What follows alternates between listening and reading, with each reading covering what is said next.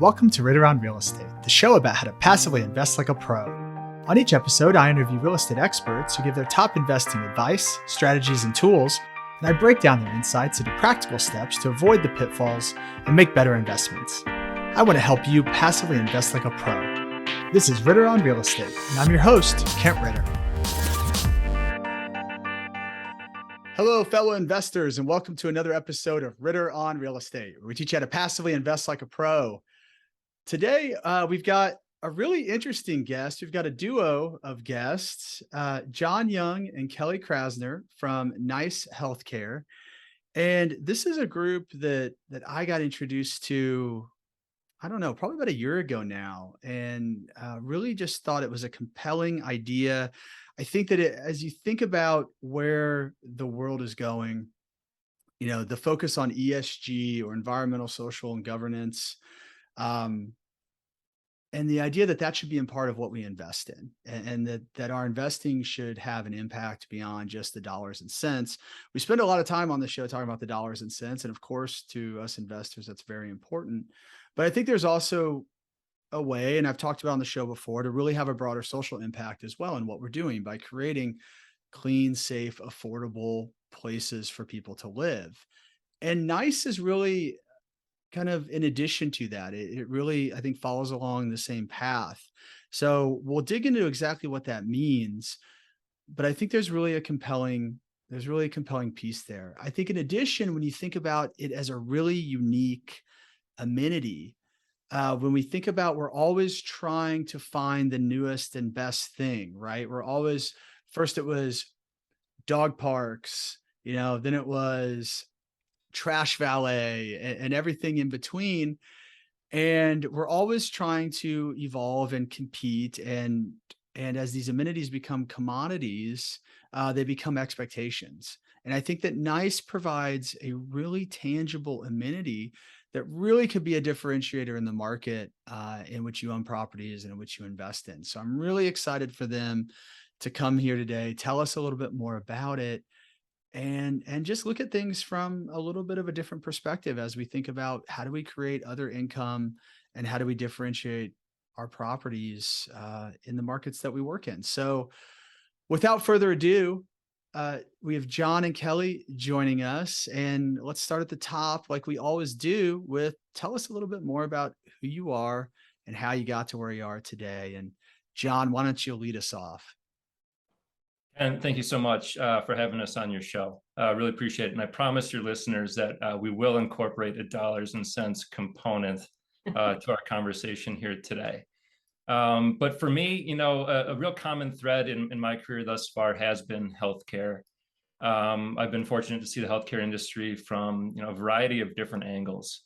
I started as a consultant in the employee benefits industry, working with business owners to help design benefits packages that can help attract and retain talent, while also controlling healthcare costs.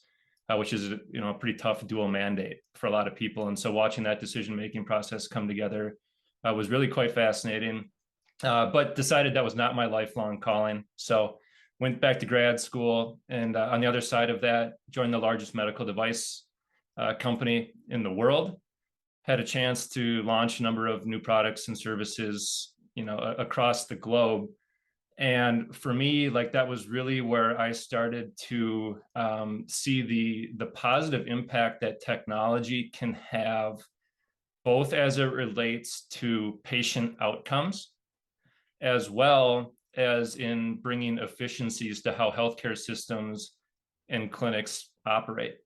And certainly Nice Healthcare fits that mold, and is one of those clinics that is embracing the integration of technology into the patient experience, as well as how our staff, is able to serve our membership. And so combine that with just a desire to get involved with the company earlier in the business cycle and all the excitement that brings. I joined Nice Healthcare about 3 years ago, and I've had the chance to, work with a number of awesome clients, distribution partners, great colleagues, and Kelly is a great example of that. So let Kelly give a quick introduction to herself as well. Hey, Kent, thank you so much. This is really fun to get on here and be able to talk about something we're so passionate about. So thank you. My history is healthcare and real estate. So I've spent years and years and years in all different facets of the healthcare industry. Started in the OR, teaching physicians how to use certain products, and moved into capital equipment, and then into the startup phase of healthcare, which is a lot of the tech work we're doing now and things that can enable patients to have more access to care. And nice healthcare is the epitome of that. We're enabling it and making it more affordable for everybody. So it's something that feels very good to kind of be at the latter part of my career in, and doing something that really feels like we're breaking down barriers and bringing access. My real estate side is a little less exciting, but I've always been involved in real estate in some way, shape, or form, licensed for many years, and a lot of family and friends in commercial real estate as well. So really fun to see this all kind of intersecting at this point and being able to bring this particular product we have right now to the industry. So thank you. Yeah, absolutely. And I'll just give a little of my own perspective because, we spend a lot of time talking about real estate on this show. Obviously, that all the listeners know that I'm a real estate investor, but I don't spend so much time talking about, I think a lot of you guys know that I was in management consulting prior to this, but I don't really spend a lot of time digging into what I was actually doing. But what I did for about 12 years was work primarily with hospitals and health systems, um, trying to help them improve their margins at the end of the day. And so I've got a unique lens inside the U.S. healthcare system and how it works and what works and what doesn't. And two of the biggest issues I think that we face is access to care and then cost of care. And those things are prevalent among the society, but especially prevalent among folks of folks that are on the lower level of the income spectrum. And that has a big crossover when you think about folks that live in apartments. Just when you look at demographics, it's just absolutely how it plays out. And so I think that's where, when I first learned about NICE, that's where I got really excited. And I think had I not had that healthcare background and understood those issues intimately, I wouldn't have necessarily at first seen the opportunity here. Um, but that context is important because a lot of you might be asking, well, yeah, what the heck does this healthcare company have to do with apartments? Right. But there's a tie-in here. We're going to get into that. But I think if you think about the need to access healthcare and the need to do that in a cost-effective way, and the ability to do that, how that can impact someone's life, right? If they can get the care that they need timely and they're not breaking the bank to do it, imagine how much that can improve someone's life. And so Mhm. when you think about that, how you can improve your tenant's life and what improving your tenant's life does to your retention, to their own, to how long they're going to stay on the property, right? And then to um, improving their financial situation and how that helps you as an owner with your delinquency and bad debt and things like that. I think all these things start to tie together. So that's just a little extra context on why I thought the opportunity was here and why I wanted to have them on the show so that more people could really learn about this. And so with that, I'll send it to you, John, first, just to tell us more about what exactly is NICE and how does it fit into the apartment investing space? Yeah. So thanks for teeing it up, Ken. Our mission here is to make healthcare as affordable and as convenient as humanly possible. Like full stop. That's why we exist, and that's the mission that we're on. It really, is founded on the personal experience that our co-founding team had when trying to pursue healthcare for our own families. And coming to the realization that for most people, it's an inconvenient experience at best, and it's also unaffordable and ineffective at worst. And so we decided to do something about it. Nice Healthcare it's an integrated healthcare clinic. What does that mean? We provide medical services that address the vast majority of the healthcare needs that patients and people are going to need on an everyday basis. This goes and covers the spectrum from preventive care and wellness types of visits to what would be considered kind of core primary care to address acute illnesses and chronic conditions that people are dealing with. But then we've also, gotten into what would be maybe considered more specialty services by introducing mental health, introducing physical therapy, and then also bringing a pharmacy component to what we do. So that's the what, that's the what we are providing. But where we start to differentiate is in the how. And there are two kind of fundamental things that are important to understand about how we have structured our clinic that are important for your listeners to understand. The first is founded on a belief that fee for service in the primary care environment is an ineffective way to deliver care. Fee for service, for your listeners who might not be as familiar with this industry, is essentially a mechanism for patients paying and clinics being paid based on the number of services provided within any given visit. So if you go in to a primary care clinic and you have a visit, it's often reduced down to a number of codes that a clinician populates based on services that were provided, and that's how you are charged, and that's how you are billed as a patient. And we think that that's just a fundamentally kind of broken approach. And instead, we operate under a fixed capitated rate. So we operate much more akin to like a membership style fee structure, where our patients pay a fixed monthly capitated rate for unlimited access to all of the services that we provide. So that right there sets a very different tone in terms of the backdrop and the environment that a patient and a provider can have an open and honest dialogue about all of the things that someone may be, wanting to focus on as it relates to their health, but with the understanding that they're not going to be billed based on every individual thing that comes up during that visit. So that's a really important part to understand. Yeah, hold on. I'm just going to relate this to something because I just thought of this, but I think it's really going to speak to my investor friends out there, right? The fee for service model is like how your lawyer and your accountant work, right? Where if you have a question, and you send it to your attorney, then they're charging you for every 15 minutes, right? And I can tell you that there's been times where I'm like, man, I got a question, but I don't know if I want to pay $400 to get it answered right now. And it's the same thing from a healthcare standpoint, right? Right. Where people are putting off services because because they don't want to go and pay for it, versus a model where you're paying more of a subscription and you get access to all the services that you want, right? So I think the accountant and the attorney hopefully speaks to some people.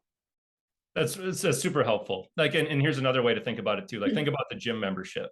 I bet a lot of your listeners have a gym membership, and think about it that if you went into your gym and if you were on a treadmill one day and then you saw a bench press over there and you wanted to go, throw up some weights. And if you were to be charged, incrementally because now you want to go work on the bench, so itemizing the services that you're receiving within a gym, whereas, the conventional wisdom there is let someone go and do the bench, let someone get on the exercise bike, let someone do some curls or whatever it is, because all of that activity is positive, is positive on the other side of it. And so it's super helpful to provide those analogies. And Kelly, did you have something you wanted to? I'm so sorry. I didn't mean to cut you off there. He just brought up something so important that I think is really the power of what we do. And what you basically just said is people are avoiding doing things, John. People are avoiding doing important things because they are afraid of what's to come behind that, right? The bill that will come, or whatever it is, but it's usually the bills, right? So the accountant and lawyer bill, been there, done that, right? Nobody wants to do that over and over again for something smaller. And when you think about primary healthcare, these are kind of your basic daily, everyday things that you need. And if you keep avoiding them, they build up to something that's that larger bill. But by utilizing nice healthcare and all that we offer within that one bundled price, you can start to avoid some of those larger bills later, and those visits become less scary, and you're not afraid to take care of yourself. And that's really, really powerful.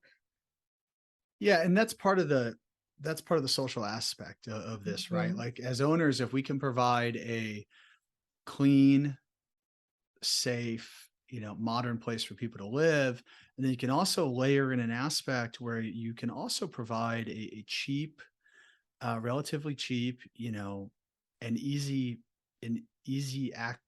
accessible healthcare environment or a place for people to go, right?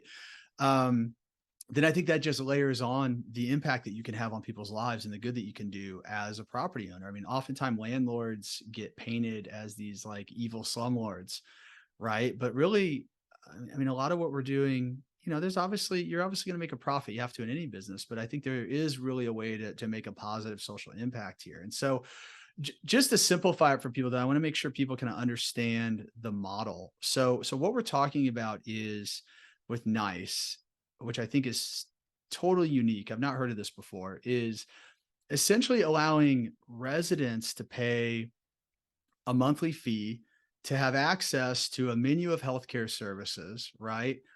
And I believe that healthcare even comes into their home, right? So when you talk about access, and you guys are nodding, so I knew I was right. You think about how easy, like you think about the single mom with 2 or 3 kids, right? And one kid is sick, and you got to lug all the kids into the ER or the urgent care. And I mean, it's difficult to do. If you can do it in your home, it makes it so much easier. And I can tell you the reality of the situation. Even, I mean, we pay a ton for health insurance, and even paying a ton for health insurance. And this is not just me, but this is like every other parent I know in our friend circle. Like, nobody can get into their pediatrician. Like, it's like a 6-month wait list. And so when you think about that, I mean, even with good insurance, it's impossible to get into the doctor. If you have bad insurance, how do you get into the doctor? And people are using urgent cares and ERs and things as their primary care. And that just opens up a whole other bottle of issues related to how we offer healthcare in this country and the cost and different things. And we won't go down that rabbit hole today. But I think the important thing to understand is it's a flat fee. People are charged because they live at that apartment, right? It's a contract with the apartment. They get access to healthcare. It actually comes to their home. Now, the unique thing is the ability to actually create, though, a revenue stream for the owner by offering this type of bulk service to their residents, right? And in this type of situation, you're creating a win-win, which is what we're always going for, right? Help the tenant improve their life, but also be able to make a return on your investment. So that's where I think this thing gets really cool, when you kind of bring all these pieces together.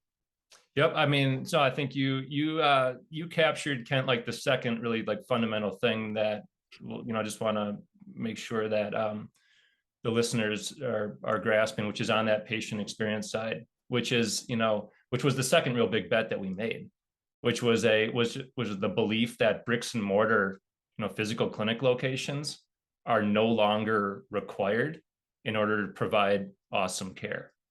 And so we made the decision to remove barriers and to improve access by bringing that care directly to the patient. And so we do that using a combination of in-home visits, along with all of the virtual kind of platforms that we have at our disposal, whether it's a video chat, or other ways of reaching our membership. And so, those two things can really like encapsulate it. And when I describe this at the Thanksgiving dinner table to family who ask, what is it again that you do? Like, I describe it as it's a smash up of basically everything that's happening with virtual medicine, and essentially a return to the house call. And once you grasp that patient experience, you start to understand what it is that we're trying to do. Yeah. But that's so cool that you can, you kind of take this. We've gone so far from that old school, like doctor coming to visit your house, right? Yeah. Like small town doctor. And now we're able to come back around to that, because you guys have found a way to really make that work. But just think about it, what that does as an apartment owner, from your marketing and your retention, right? If you can say, if you come and live at my apartment, you get all the normal benefits. We've got, swimming pools and dog parks and all that good stuff. But you get access to your complete family's healthcare, right? For only X dollars a month. And they actually come into your house. I mean, that's a totally unique thing that I don't know that anybody else is doing. Yeah, it's but I will say that like this is part of a trend that we're seeing across the industry, Kent, which is, health systems continuing to shift more and more care out of the traditional venues, so shifting care outside of the hospitals, shifting care outside of the, bricks and mortar clinic locations, but they're not doing it because it fits their business model. They're doing it because this is where the consumer is going and this is what consumers want. And so, it's part of like the tailwind of, the last couple of years, which has been this normalization of, virtual platforms is a way to receive high quality care. Mhm. And it's just really like sped that up. But then you're right, like the wow factor for us is when we come and we're able to go into unit 12B. I always pick on unit 12B in these examples. Kelly knows that. But when we can show up to unit 12B to do a throat culture, if strep throat is maybe what those 3 kids in that, family are dealing with, like we come into the house, we do the throat culture, we turn those tests around and we write the prescription without that family having to leave their unit. We may go in there to do labs, blood work. We go in there and we can do x-ray and imaging. And so like those are the wow factor kind of components of the offering that once unit 12B gives it a try and has that type of awesome experience, like it's the type of thing that circulates and really can become I think a key part of that experience of living in a community, really, where wellness and convenience are like 2 of the key things that tenants are going to be drawn to. Like that's the perfect fit here. And the industry is starting to show that, right? They're starting to write it up and say there's more. The residents want more. They like the pools, they like the valet trash, they love the dog parks, but what else is there and what is next, right? And so we're starting to fit into that what is next category and becoming kind of the what is next by offering something that people need to survive, not just thrive, right? We are offering something that they really need, that they often avoid. And when they do utilize it, they spend way too much on it. But we're bringing it in, making it accessible, making it affordable, making the community healthier. And overall, it's like a trio of wins, right? It just keeps getting better and better. And I think that that's something that is fairly profound in this moment, but it's also something that I'm seeing being asked for by residents out there. Number of articles.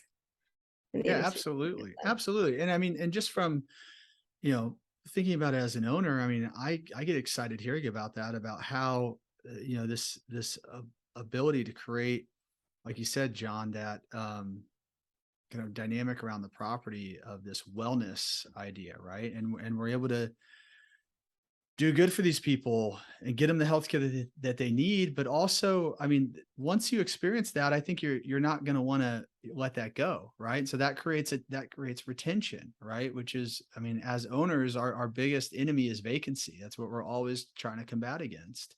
I think just it creates a stickiness factor on your property. And so that's one thing that we've talked about, but I want to kind of shift gears now more a little bit to the dollars and cents, though, to understand, as an owner, I think we get, it seems compelling. It seems like people may want to stay, right? I mean, it seems like that to me, but there can also be a real tangible financial impact, right, to the owners with this kind of program. So I want you guys to talk about that a little bit. Yeah. So I think one of the things that makes this attractive is that this is a type of service that can either be bundled into, a rent, into a rent, or can be incrementally added onto a rent with really minimal impact because of the affordable nature of what we're trying to do. Our standard price point, for access to our services ranges between, $36 and $40 per month. But that is for unlimited access to all of our services for the entire family. And so it with that amount, and when we talk about the impact, and like Kelly said, on the other side of it, it's something that, owners of a building or owner operators of multifamily units, for example, could incorporate into a monthly fee structure that allows them to increase their own revenues, leaves room for positive impact on that net operating margin as well at that type of a price point. And on the other side of it, delivers that value that can hopefully help with the retention of tenants as well. Yeah, I think is the way I think about this is there's a component there where there can be, kind of a share of that revenue that's charged to the tenant, right? Where, the owner is creating a bulk agreement and we're giving everybody this service. You're able to offer it to the tenant at a certain dollar amount. And then there's kind of a share of that revenue between between NICE to provide the service and the owner, kind of for the audience and for the marketing. And so I think that in that way, and because what we know as investors, right, is we know the power of valuations and forced appreciation, right? We talk about this a lot, is if you are, just if you're adding $10 to the bottom line, right, in $10 increment, or adding $10 increments to the bottom line, it doesn't seem like much, but the power of the valuation is if you're in a market that's a 5% cap rate market, let's say, which a lot of markets are right now.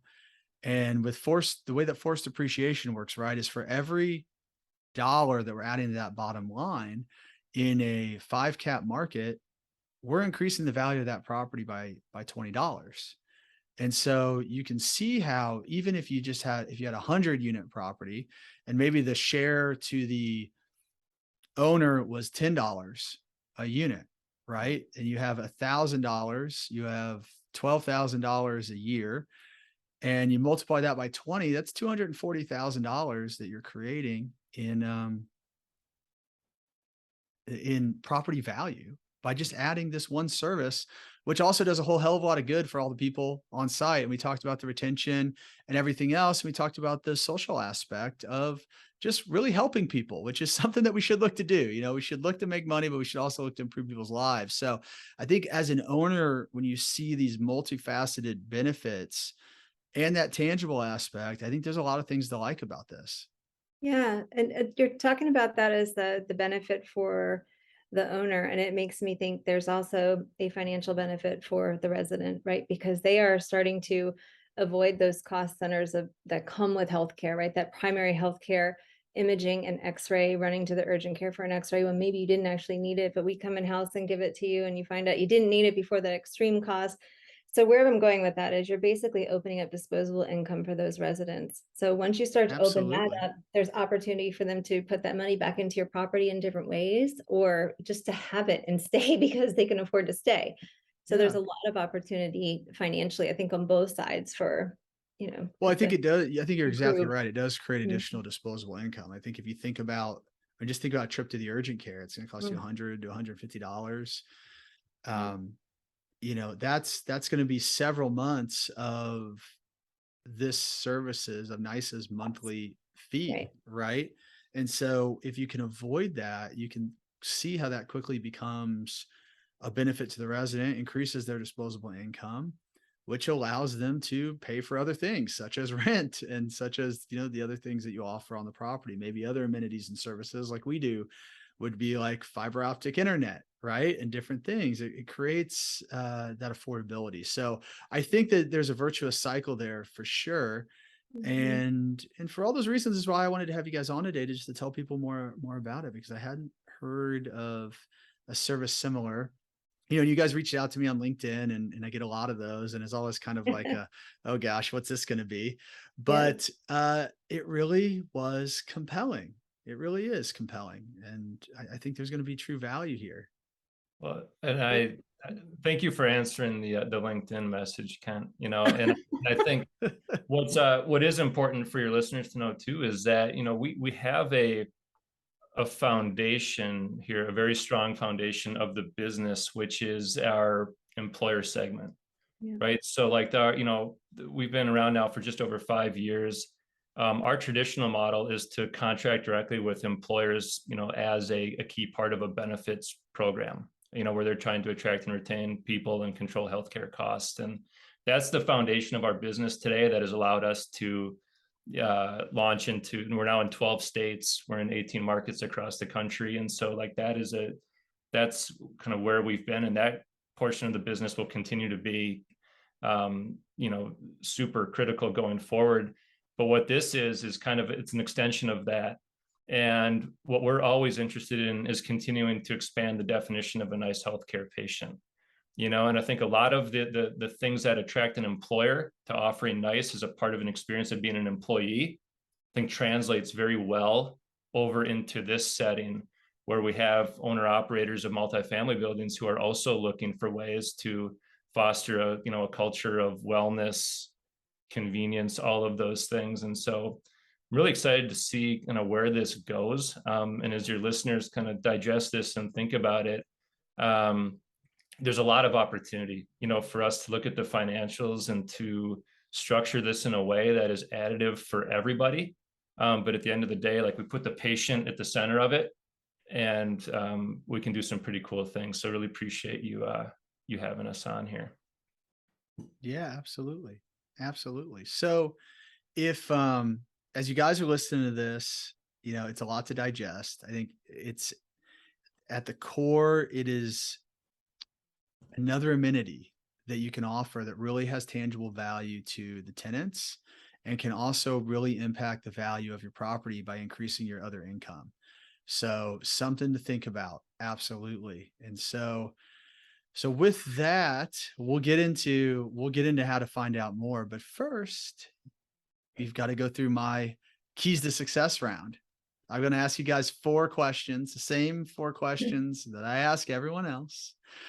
The start is, if you were going to invest in somebody else's deal, somebody else's apartment investment, and you could only ask them one question, what would that one question be, John? I mean, so to kind of tie into the theme of our conversation today, I think the question that I would want to ask is, if that partner has a fundamental belief that by providing access to convenient, affordable healthcare, is that going to be something of value for the residents and that they believe can help increase the value of a property? And if the answer to that is yes, then I think that's the type of partner that we are looking to develop a relationship with, and would tell us that we are in the right room. I gotcha. Next question is, what are you most proud of in your career? For me, and then I'm going to turn over to Kelly to take the last 2 questions. Most proud of my career, when I was at Medtronic, I had the chance to do an expat assignment, and I had a 6-month-old son, Jack, and I had a 2.5-year-old daughter, Claire. And where that assignment was going to take me was to Singapore. And at that point, I couldn't even find Singapore on a map. I had no idea where it was. But we took the risk and we went over there, and just had one of the most fulfilling professional and personal experiences, of my lifetime thus far. And so proud that we took the leap and took that risk and made the most of that opportunity. That's very cool. Very cool. So Kelly, now you're on the hot seat. What book should everybody read? Okay. I'm reading Build by Tony Fadell right now, and I think it is fabulous. It is so well written, to the point that people like me who don't build often but want to build everything can read it and understand it and really make a game plan. I also really genuinely believe it should be required reading for all middle schoolers into high school. It's absolutely fabulous. Tony Fadell was a big deal back in the early Apple days, and he really has a very fun way of explaining what went well, what did not, things that he thought were going to be amazing, things that were not, and just has a really good way of helping entrepreneurs set expectations, but also continue building things that matter, just like we're doing here at Nice Healthcare. So I think it's really, really fabulous and should just be shouted out across the world. That's very cool. Very cool. We'll make sure that's linked below so folks can go click on it and check that book out. And last but not least, Kelly, what is your number one key to success? Oh my goodness. Okay, this might sound so silly, but everybody seems to say it, but I really mean it when I say be yourself, because I have been in sales type roles my entire life, but I think all of us in our entire lives are selling in some way, shape, or form all the time. So I think that like cliche salesperson and kind of the vibe and almost stigma that comes with being in sales gets easily wiped away when you're just being yourself and you truly care about what you're doing. So don't be in an industry that you don't care about what you're doing. Find something that you love. Then it's easy to be yourself in your role, and it will always bring you success. And it has so far for me. So I really genuinely believe it. It's okay to be yourself. And if it doesn't fit here, go where it does. Yeah, that's great advice. Awesome advice. Appreciate that. And so you guys have come here today. You've given us some great value. I appreciate you sharing what NICE is, how it can add value to the residents, how it can add value to operators. Again, like I said, really unique. I've never heard of anything like it. So man, I got to get into some markets where you guys are operating. You said 12 states. You guys got to get into a few more states now so we can start to overlap. Yeah. But yeah, I'm definitely excited to see where this goes. So with that, if other folks are interested and they want to reach out, learn more about what you guys are doing, how can they reach you? Yeah, I mean, there's be to look either, myself or Kelly Krasner up on LinkedIn. Drop us a message out there, and pretty easy to find. Can put that link if you want, Kent, in the meeting Yeah. notes as well. But yeah, we'll link them there for you easy to guys so find. folks can get to you, because I think there's Cool. going to be some folks that are going to be interested in seeing if this amenity makes sense and if they can add some other income and differentiate themselves. We'll answer the message. Well, that's important in a sales role, I think. Isn't that Right? like step Like one? Kenton. Sounds Yeah. good. All right, guys. Well, thank you so much for being on the show today, and I hope you guys have a great rest of the day. Thanks, Kent. It was really fun. Appreciate it. Thanks so much, Kent. Take care.